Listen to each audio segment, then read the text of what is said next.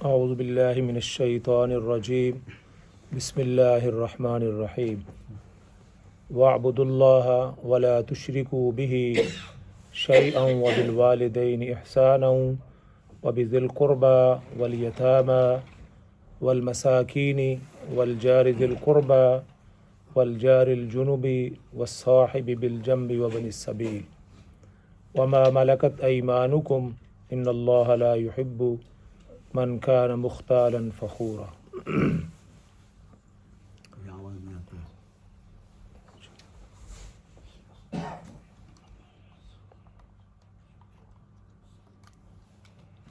آج کے درس حدیث کا جو موضوع ہے وہ پڑوسی کے حقوق ہے۔ جو آیت میں نے آپ حضرات کے سامنے تلاوت کی ہے، اس میں اللہ رب العزت نے سب سے پہلے اپنے حق کا بیان کیا ہے۔ سب سے پہلے حق بھی اللہ تعالیٰ کا ہے۔ اللہ تعالیٰ کا حق کیا ہے؟ اللہ تعالیٰ خود ارشاد فرماتے ہیں وَاعْبُدُوا اللَّهَ وَلَا تُشْرِكُوا بِهِ، اللہ کی عبادت کرو اور اس کے ساتھ کسی کو شریک نہ ٹھہراؤ۔ اللہ کی عبادت ایک بہت وسیع اس کا مفہوم ہے۔ انسان کے جو اعمال ہیں وہ اگر رسالت مآب صلی اللہ علیہ وسلم کے طریقے پر ہوں گے تو اس کا چلنا پھرنا، اٹھنا بیٹھنا، سونا جاگنا، شادی بیاہ، یہ سب عبادت کے اندر لکھا جاتا ہے۔ یہ سب عبادت ہے۔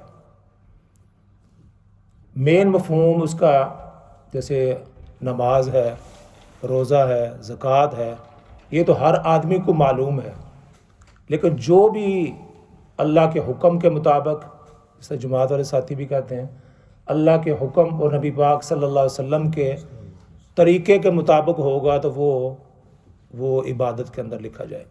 آدمی سو رہا ہے لیکن وہ عبادت کے اندر ہے، چل رہا ہے تو وہ عبادت کے اندر ہے۔ تو اس کا بڑا وسیع مفہوم ہے۔ ایک حدیث ابھی میرے ذہن میں آئی، از عبداللہ بن مسعود رضی اللہ عنہ فرماتے ہیں النظر الی الوالد عبادت، اپنے باپ کے چہرے کو دیکھنا عبادت۔ ہمارے ہاں تو یہ مفہوم ہے کہ نماز پڑھیں گے تو یہ عبادت ہو رہی، روزہ رکھیں گے تو یہ عبادت۔ فرمایا کہ النظر الی الوالد عبادت، آپ اپنے والد کے چہرے کو دیکھتے ہیں کہ تو یہ عبادت ہے۔ ایک آدمی بیٹھا ہوا ہے اپنے والد کے چہرے کو ثواب کی نیت سے دیکھتا ہے تو اس کو ثواب اس کو مل رہا ہے۔ ایک حدیث کے اندر تو یہ بھی آتا ہے کہ جو اپنے والدین کے چہرے کو دیکھتا ہے اس کو ایک مقبول حج عمرے کا ثواب ملتا ہے۔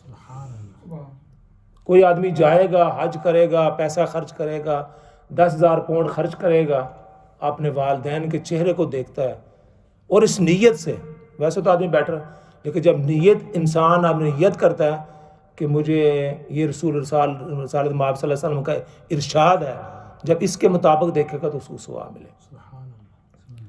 فرمایا النظر الی الکعبۃ عبادت، خانہ کعبہ کو دیکھنا یہ عبادت ہے۔ والنظر فی المصحف، اور ارشاد فرمایا کہ والنظر فی المصحف عبادت، قرآن کی ایسی کتاب ہے اس کو دیکھنے کا بھی ثواب ہے۔ قرآن کی کوئی آدمی ہے وہ قرآن کو اس کو پڑھنا نہیں آتا لیکن وہ قرآن کو کھول کے ایسے بیٹھ جاتا ہے اور ایسے انگلی پھیرتا رہتا ہے۔ کئی لوگ ہیں ہمارے پرانے، بوڑھے بوڑھی عورتیں ہیں، ان کو قرآن پڑھنا نہیں آتا لیکن وہ قرآن کھول کر اگر تھوڑی دیر بیٹھیں گی قرآن کو دیکھنے کا ثواب۔ تو 3 چیزیں ارشاد فرمائی النظر الی الوالد عبادت والنظر الی الکعبۃ عبادت والنظر فی المصحف عبادت، قرآن کو دیکھنا بھی ثواب۔ اسی ضمن میں ایک بات یہ بھی آئی کہ انسان قرآن تو پڑھتا ہے، جیسے حافظ آتے ہیں وہ قرآن کو زبانی پڑھتے ہیں، لیکن قرآن کو دیکھ کر پڑھنے کا زیادہ ثواب ہے۔ کیوں؟ اس کی وجہ یہ ہے کہ وہ اہتمام کے ساتھ پڑھ رہا ہے اور قرآن کو دیکھ بھی رہا ہے، پڑھنے کا بھی ثواب اور اس کو دیکھنے کا بھی ثواب۔ تو یہ میری جو موضوع ہے یہ نہیں تھا، لیکن یہ ضمناً بات آ گئی، انشاءاللہ یہ بھی آپ کے لیے مفید ہوگی۔ تو فرمایا کہ وَاعْبُدُوا اللَّهَ، اللہ کی عبادت کرو اور اس کے ساتھ کسی کو شریک نہ ٹھہراؤ، اس کی ذات کے ساتھ اور اس کی صفات کے ساتھ۔ ہم مسلمان جو ہیں اللہ کی ذات کے ساتھ کسی کو شریک نہیں ٹھہراتے، لیکن اللہ کی جو صفات ہیں اس کے اندر شرک داخل کر دیتے، جیسے کوئی ہمارا کام فلاں پیر کرنے والے ہیں، فلاں بزرگ کرنے والے ہیں، ہاں جی، تو اللہ تعالیٰ کی صفات ہے، یا رزق فلاں دینے والا ہے، ہاں جی، اولاد فلاں دینے والا ہے۔ اور یہ ایسے ہوتا ہے، کئی لوگوں کے یہ عقیدے ہوتے ہیں۔ میں لاہور میں تھا، ایک آدمی تھا، مجھے ابھی نام ان کا یاد ہے، شبیر حسین، تو ان کے بچوں کو میں پڑھاتا تھا۔ تو ان کا چھوٹا ایک بیٹا تھا، اس کا نام تھا نوید، اور بڑے کا تھا ندیم، مجھے ابھی تک یاد ہے، یہ 36 سال پہلے کی بات۔ تو وہ چھوٹا سا بچہ تھا، بڑا خوبصورت سا تھا۔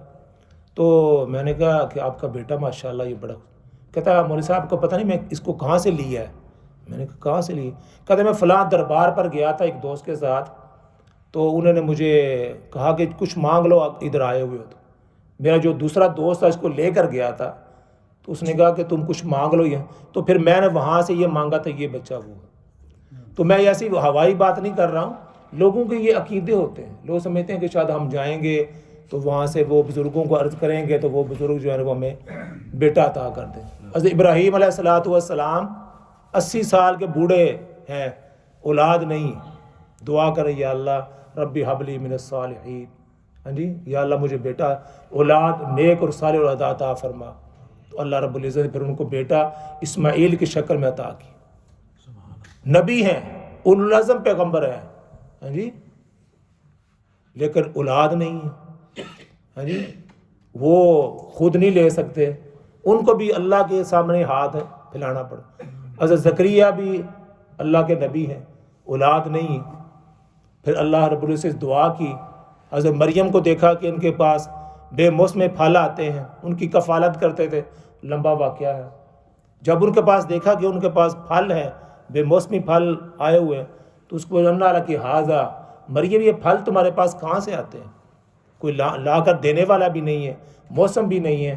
قال هو من عند اللہ، یہ ان کے خالو ہے، مریم کے خالو ہیں حضرت زکریا، تو ان کو یہ اللہ کی طرف سے آیا ہے، ان اللہ یرزق من یشاء بغیر حساب۔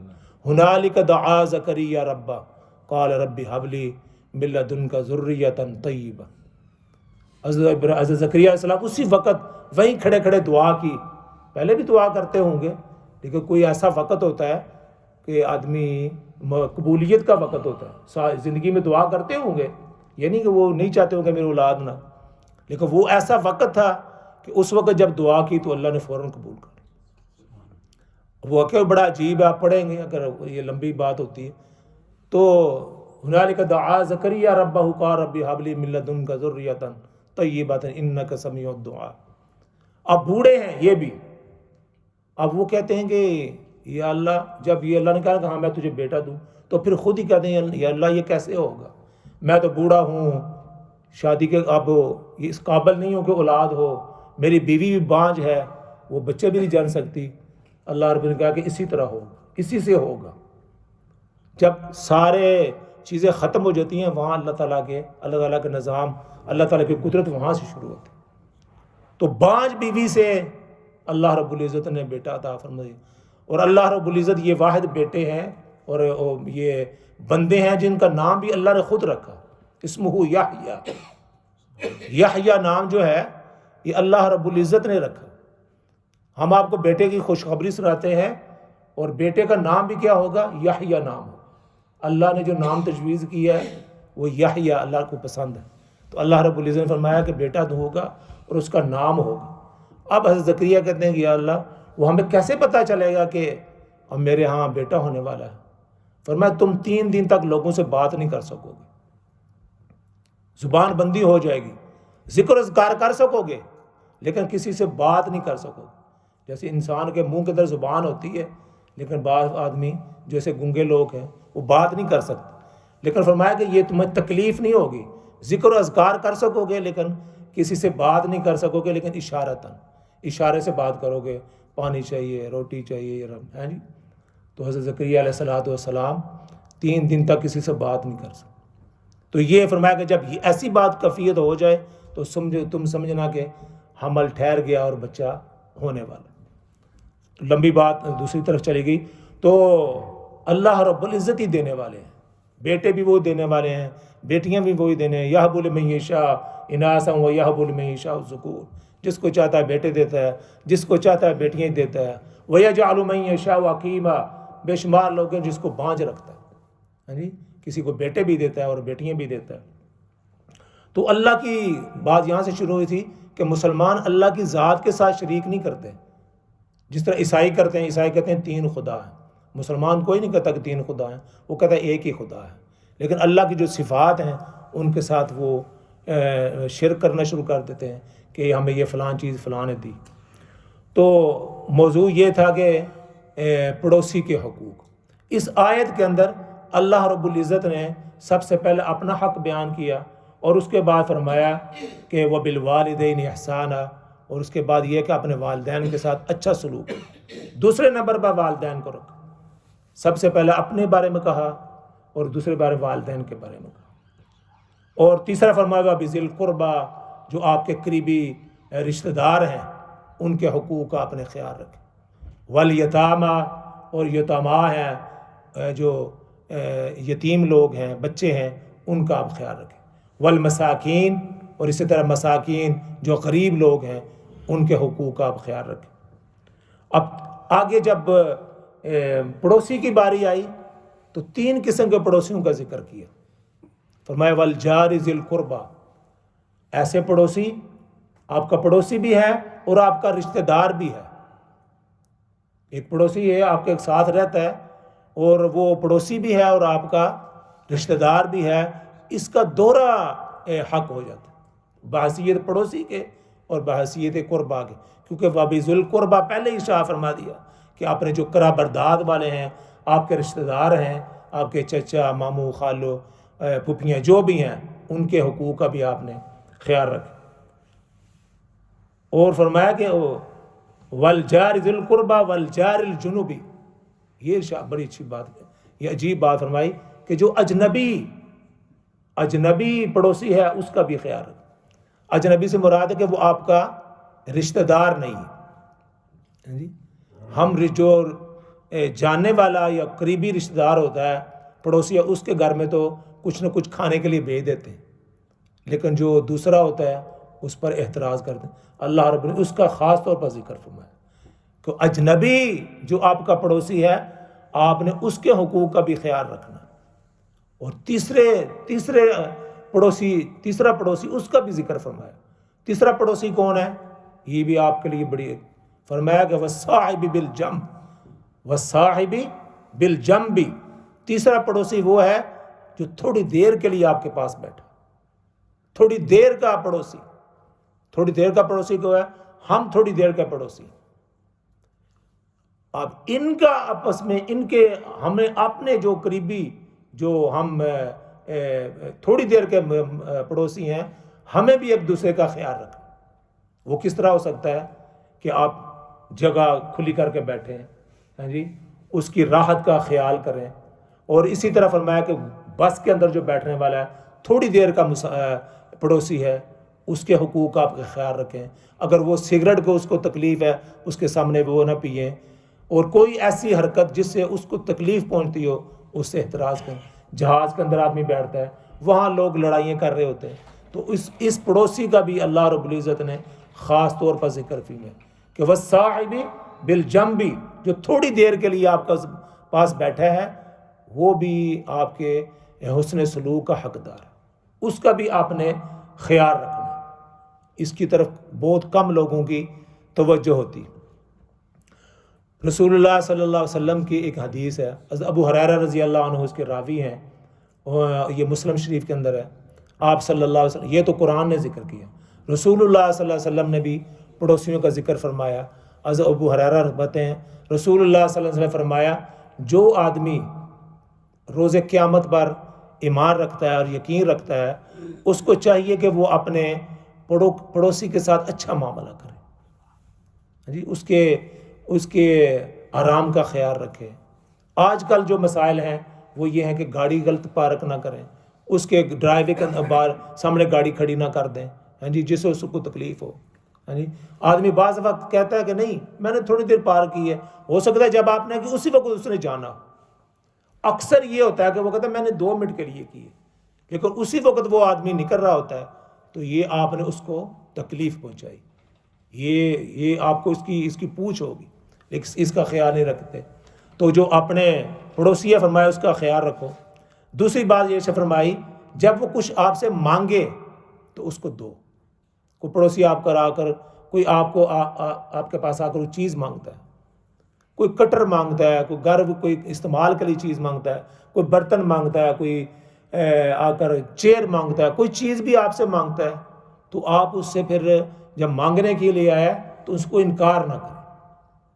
بعض دفعہ کوئی آپ کے لیے، میں نے کئی دفعہ کوئی آدمی گراس کٹر مشین لے آتا ہے، وہ ایک آدمی آیا تو میں نے کہا کہ وہ مانگنے کہتا نہیں ہم نہیں دیتے، یہ جلا دیتے ہیں، ہاں جی، کوئی بات نہیں، جل جائے گی لیکن آپ نے اللہ کے رسول کے حکم کو پورا کرنا۔ جب اب وہ جل بھی جائے گی تو آپ کو ثواب ملے گا۔ ایک آدمی کو میں نے کسی درس میں کہا اس مسجد طیبہ میں، تو دیکھو جب ایمان انسان کے اندر ہوتا ہے نا تو پھر آدمی اس کا لیول بڑھ جاتا ہے۔ اس آدمی نے کہا کہ مولوی صاحب جب سے آپ نے بات کی ہے نا کہ پڑوسی کو آپ نے انکار نہ کریں کٹر کے لیے گراس میں، کہتا ہے میں نے اسپیشل چیز گھر لا کر رکھی ہوئی ہے کہ میرا پڑوسی مانگے گا تو میں اس کو دوں گا، اسپیشل میں نے، میری ضرورت کی بھی نہیں ہے۔ ایسی چیزیں جو اللہ والے لوگ تو وہ گھر پر لا کے رکھی ہوئی، میں انتظار میں ہوں کہ وہ مانگے اور میں اس کو دوں۔ یہ کتنی بڑی بات۔ میرے والد صاحب اللہ تعالیٰ ان کی مغفرت فرمائے، وہ گھر میں نا اور سگریٹ نہیں پیتے تھے، ہمارے گھر میں کوئی بھی نہیں پیتا تھا، تو انہوں نے اپنے گھر کے اندر جو بیٹھک تھی تو وہ سگریٹ کی ڈبی انہوں نے رکھی ہوتی۔ تو ایک دفعہ میں نے کہا ان کو کہ ابا جی آپ نے سگریٹ کی کہتے ہیں بھائی کوئی مسافر آ جاتا ہے اس کے پاس وہ سگریٹ نہیں ہوتے، اس کو سگریٹ کی طلب ہوتی ہے تو میں اس کو نکال کے دے دیتا ہوں کہ یہ سگریٹ پی لو، ہے جی، اس کے لیے۔ تو یہ بھی ان کا اپنا ایک اعتماد تھا اور یقین تھا کہ وہ پیتا تو ہے لیکن حالانکہ وہ سگریٹ کا ہر برانڈ کا آدمی علیحدہ آپ اس کو پیتا ہے، جو K2 والا ہے، یہ بیسی والا ہے، وہ بینزن ہیجس والا ہے، جو بھی ہے، لیکن انہوں نے ایک قسم کی رکھی ہوتی ہے۔ انہوں نے کہا کچھ نہ کچھ اس کے لیے ہو جائے گا، وہ کہے گا میں سگریٹ چاہیے تو دیہات ہے تو سگریٹ ملے گا نہیں، تو وہ انہوں نے رکھا تھا کہ میں نے یہ آپ کے لیے رکھا ہوا ہے تو وہ اس میں سے آپ پی لیں۔ تو یہ ایک جذبے کی بات ہے، ایمان کی بات ہے۔ تو وہ آدمی کہتا ہے وہ میں نے ایسی چیزیں گھر پر رکھی ہوئی ہیں اور میں چاہتا ہوں کہ میرا پڑوسی مانگے اور میں اس کو دوں۔ فرمایا تیسری بات فرمائی جب وہ آپ سے قرض مانگے نا تو اس کو قرض دو، یہ رسول اللہ صلی اللہ علیہ وسلم فرمایا۔ چوتھی بات شاہ فرمائی جب وہ بیمار ہو جائے تو اس کی تیمارداری کرو، اس کی بیمار پرسی کرو، اس میں جو ہے نا وہ جھجک محسوس نہ کرو اور اس میں کوئی سستی اور کوتاہی نہ کرو، لازمی اس کے گھر میں جاؤ اور اس کی بیمار پرسی کرو۔ اور فرمایا کوئی بھی مصیبت اسے پہنچے آپ کو پتہ چلے تو اس کو جا کر اس کے گھر جا کر اس کو تسلی دو، اور فرمایا جب وہ اپنی کوئی آپ کو دعوت کرے آپ کا پڑوسی تو اس کی دعوت کو قبول کرو۔ اور چھٹی بات یہ شاہ فرمائی کہ اپنی ہانڈی، یہ دیکھیں آپ صلی اللہ علیہ وسلم کیا بات شاہ فرمائی، اپنی ہانڈی کی مہک سے اس کو تکلیف نہ پہنچو، اپنی ہانڈی کی مہک سے، خوشبو سے اس کو تکلیف نہ پہنچاؤ۔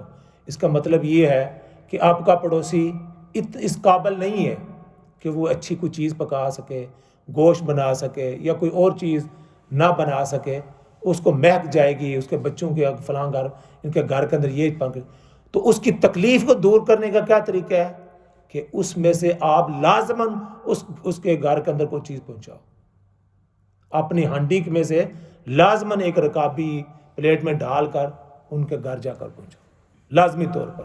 یہ اس تکلیف کا ازالہ ہے، کوئی جو ان کو پہنچی ہے وہ تو سمجھنے کہ شاید نہیں ملے گا، لیکن آپ جو ہیں اس مہک جو ان کو آئی ہے، ان تکلیف پہنچی ہے، اس کا ازالہ یہ ہے کہ ان کے گھر کے اندر اپنا سالن جو بھی آپ کو توفیق جتنی بھی ہو سکے اس کے اندر وہ جو آپ کو پہنچاؤ۔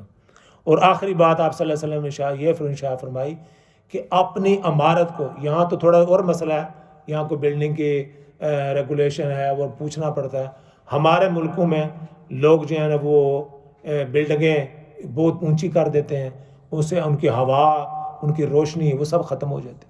تو آپ صلی اللہ علیہ وسلم فرمایا کوئی شخص بھی اپنی عمارت کو اس کی عمارت سے اونچا نہ کرے. اپنی عمارت کو، یعنی آپ ان کا ایک منزلہ مکان ہے، آپ 3 منزلہ کر دیتے ہیں، اس کی روشنی بھی گئی اور اس کی ہوا بھی گئی اور بالکل وہ نیچے دب کر. اس طرح کے تو بے شمار واقعات ہمارے ملکوں میں ہیں کہ وہ اس سے ان کو تکلیف. کل ہی میں پڑھ رہا تھا، ایک ہمارے بزرگ تھے دارالعلوم دیوبند کے، مولانا سید اصغر حسین شاہ صاحب، یہ بڑے اللہ والے تھے، ان کے بڑے واقعات ہیں. تو یہ جس محلے میں رہتے تھے، دارالعلوم دیوبند کے شیخ الحدیث تھے، استاد تھے، لیکن بڑے اللہ والے تھے. تو وہ جس محلے میں رہتے تھے، تو جب وہ بارش ہوتی، کچے مکان تھے، جب بارش ہوتی تو وہ پانی اور کیچڑ وہ یہ جوٹے اٹھا کے آتے تھے، حالات میں بڑی خراب تھی. تو ان کو کسی نے کہا کہ حضرت یہ آپ اپنا پکا مکان بنا لیں تاکہ مصیبت، یہ ہر دفعہ یہ پانی اوپر سے آتا ہے پھر اندر پانی چلا جاتا ہے، دیواریں گر جاتی ہیں. تو انہوں نے کہا مولوی صاحب میں تو آپ کو بڑا سمجھدار سمجھتا تھا، آپ نے کیسی بات کی؟ انہوں نے کہا حضرت کیا اس میں کیا کوئی حرج نہیں. فرمایا یہ بستی والوں سب کے کچے مکان ہیں، میری غیرت گوارا نہیں کرتی کہ میں اپنا پکا مکان بنا لوں، یہ میرے لیے لائق ہی نہیں. میں بنا سکتا ہوں، میری اتنی استطاعت ہے اور میرے شاگرد ہیں، مرید ہیں، ماننے والے ہیں، لیکن میں ان کی وجہ سے، ان محلے والوں کی وجہ سے اپنے مکان کو پکا نہیں بناتا ہوں کہ ان کو تکلیف ہوگی. وہ دیکھیں کہ ان کا مکان پکا ہے، ہمارا کچا ہے. تو اس طرح کے یہ بزرگ تھے. ان کے بارے میں ایک اور واقعہ بات کہہ کے ختم کرتا ہوں. ان کو وہ جب بیٹھے نا دسترخوان کے اوپر کھانا کھانے کے لیے، تو ایک آدمی نے کہا کہ حضرت میں دسترخوان جو ہے یہ اٹھا کے صاف کر دوں؟ تو انہوں نے کہا بھائی دسترخوان صاف کرنا آتا ہے؟ اس نے کہا اس میں کیا کون سی بات ہے، اس میں کون سی بات ہے دسترخوان صاف کرنے کی؟ اس نے کہا اچھا دسترخوان کے بھائی اصول ہیں. انہوں نے کہا میں دسترخوان کیسے صاف کرتا ہوں؟ مولانا سید اصغر حسین کہتے ہیں کہ میں دسترخوان کیسے صاف کرتا ہوں، اس میں سے ہڈیاں علیحدہ کرتا ہوں جی، اس میں سے جو بڑی روٹیاں وہ علیحدہ کرتا ہوں، جو چھوٹے ذرات ہیں وہ علیحدہ کرتا ہوں. یہ جو اس کی ہڈیاں ہیں یہ میں فلاں جگہ پر ڈالتا ہوں جا کر، جو بڑی ہڈیاں وہاں وہ کتے آتے ہیں وہ کھا لیتے ہیں، یہ ان کا رزق. اور جو چھوٹی ہڈیاں ہیں میں فلاں گلی میں ڈالتا ہوں، وہاں بلیاں آتی ہیں اور وہ اس میں سے کھاتے ہیں. یہ جو بڑے بڑے ٹکڑے ہیں یہ میں فلاں جو ہے نا جگہ پر جا کر ڈالتا ہوں، وہاں پر یہ چڑیاں اور کبوتر وہ آتے ہیں اور وہ کھاتے ہیں. اور یہ بالکل چھوٹے چھوٹے ذرات ہیں، ان کو جا کر میں جو درخت ہے اس کی جڑوں کے پاس ڈال دیتا ہوں، یہ چیونٹیوں کی غذا ہے. کہتے ہیں بھائی اس طرح دسترخوان صاف ہوتا ہے. دسترخوان آپ نے اٹھایا اور جا کر وہ بن کے اندر ڈال دیا، یہ طریقہ دسترخوان کا نہیں. اگر تمہیں ایسے آتا ہے تو پھر کرو. تو جن کی نظر اللہ رب العزت پر ہوتی ہے اور رسالت مآب صلی اللہ علیہ وسلم کے طریقوں پر ہوتی ہے. آخری بات یہ عرض کرتا ہوں، ہمارے ایک بزرگ مفتی محمد خلیل صاحب، وہ مکہ میں گئے، وہیں ان کا وفات ہو گئی. یہ بھی دارالعلوم دیوبند کے فاضل تھے. ان کے بارے میں آتا ہے کہ وہ تقوی، یہ تقوی ہے، طہارت ہے. وہ کھانے کے بعد کلی بھی مسجد کی جو وہ ٹوٹیاں بنی ہوتی وہاں نہیں کرتے تھے. کھانے کے بعد اپنی کلی بھی ٹوٹیوں کے جو وہاں بنی ہوتی ہیں، جہاں ہم ٹوٹی کھول کے وہاں کلی کر کے نکل، وہاں نہیں کرتے تھے. کھانے کے بعد وہاں جا کر ایک درخت کے پاس کرتے تھے. کہتے ہیں کہ یہ چیونٹیاں کھا لیں، جو میرے منہ سے ذرات نکل رہے ہیں یہ بھی اس کے بارے میں پوچھو، وہ بھی ان کا حق. اور یہ تو بہت بڑا ایک بڑے لیول کی بات ہے نا، بڑے بزرگوں کے. پھر مقام بھی تو انہی کو ملتا ہے، مقام بھی انہی کو ملتا ہے. ہمیں ایک بزرگ کا واقعہ مفتی تقی صاحب نے لکھا. انہوں نے کہا کہ ایک بڑے بزرگ تھے، تو جب وفات ہوئی تو ان سے پوچھا کہ حضرت خواب میں کسی نے دیکھا، حضرت کیا معاملہ بنا؟ انہوں نے کہا اللہ تعالیٰ نے بخش دیا. اس نے کہا حضرت کس وجہ سے؟ اس نے کہا وہ نمک کی وجہ سے. حضرت نمک کی وجہ سے؟ وہ بخاری، وہ درس حدیث، وہ درس قرآن، اس کے بارے انہوں نے پوچھا ہی نہیں. ایسے ہوا تھا ایک دفعہ بیوی نے نمک زیادہ ڈال دیا تھا، میں چپ کر کے کھا گیا. بیوی نے نمک زیادہ ڈال دیا تھا، میں نے اسے کوئی بات نہیں کی اور کھا لیا تھا. اللہ رب نے فرمایا کہ وہ اس دن جب تم نے یہ کام کیا تھا اسی دن تمہاری مغفرت کر دی تھی. یہ اللہ تعالیٰ تو بہانہ ڈھونڈتے ہیں چھوٹی چھوٹی باتوں پر. ایک آدمی کے بارے میں آتا ہے کہ اس کی کس وجہ سے بخشش ہو گئی. اللہ تعالیٰ فرماتے ہیں کہ تم مسجد کے اندر ایک تنکا پڑا ہوا تھا، یہ حدیث ہے، ایک تنکا پڑا ہوا تھا، تم نے اٹھا کے باہر پھینک دیا تھا، اس وجہ سے تمہاری مغفرت کر دی. یہ میں نے دوسری بات میں نے حدیث خود پڑھی نہیں ہے، لیکن میں اپنے استاد حضرت مولانا محمد سرفراز خان صفدر رحمۃ اللہ، بہت بڑے پاکستان کے ایک شیخ الحدیث تھے، میں ان کے درس میں بیٹھا ہوں تو انہوں نے فرمایا کہ ایک آدمی کی اس وجہ سے باز پرش ہوئی اور اس کو اس وجہ سے پنشمنٹ ہوئی. ان کو اللہ رب نے فرمایا کہ جب تم مسجد سے باہر نکلے تھے اور تم نے مسجد کی سیڑھیوں پر تھوک دیا تھا، اس وجہ سے تمہاری پکڑ ہوگی. ایک تنکا اٹھانے سے جنت، ایک جگہ تھوک دینے سے اللہ تعالیٰ کی ناراضگی. بعض اب آدمی سمجھتا ہے کہ یہ چھوٹی چھوٹی باتیں ہیں، اس سے کیا ہوتا ہے. چھوٹی چھوٹی باتوں سے اللہ رب العزت مغفرت فرماتے ہیں اور چھوٹی چھوٹی باتوں سے اللہ تعالیٰ کی پکڑ ہو جاتی ہے. ایک فحشہ عورت آپ نے سنا کئی دفعہ، فحشہ عورت ساری زندگی برائی کرتے رہی، ایک کتے کو پانی پلا دیا اللہ نے بخشا. ایک عورت نے بلی کو گھر میں باندھ کر رکھا، حدیث کے اندر آتا ہے باندھ کر رکھا، وہ مر گئی اور نمازی تھی، تہجد گزار تھی، لیکن اللہ رب العزت نے اس کو جہنم کرنے ڈال دیا. فرمایا کہ یہ بلی کو باندھنے کی وجہ سے اس کو چھوڑ دیتی، وہ خود کھاتی باہر جاتی، لیکن اس وجہ سے اس کی پکڑ ہوئی ہے کہ ایک بلی کی وجہ سے. تو چھوٹی چھوٹی باتوں کو آدمی اہمیت نہیں دیتا، ان کو اہمیت دیں، ان کا دھیان رکھیں. مسجد اندر کوئی بال پڑا ہوتا ہے، آپ دیکھتے ہیں کوئی آدمی سجدے میں جائے گا، اس کو تکلیف ہوگی، اس کو اٹھا کے بن میں ڈال جیب میں ڈال دیں، بعد میں جا کے پھینک دیں. یہ چھوٹے چھوٹے عمل کریں گے نا، انشاءاللہ العزیز اللہ رب العزت اس سے راضی ہوتے ہیں. تو یہ ہماری نجات کا ذریعہ بنتا ہے. اللہ تعالیٰ مجھے بھی اور آپ کو اس کی توفیق عطا فرمائے.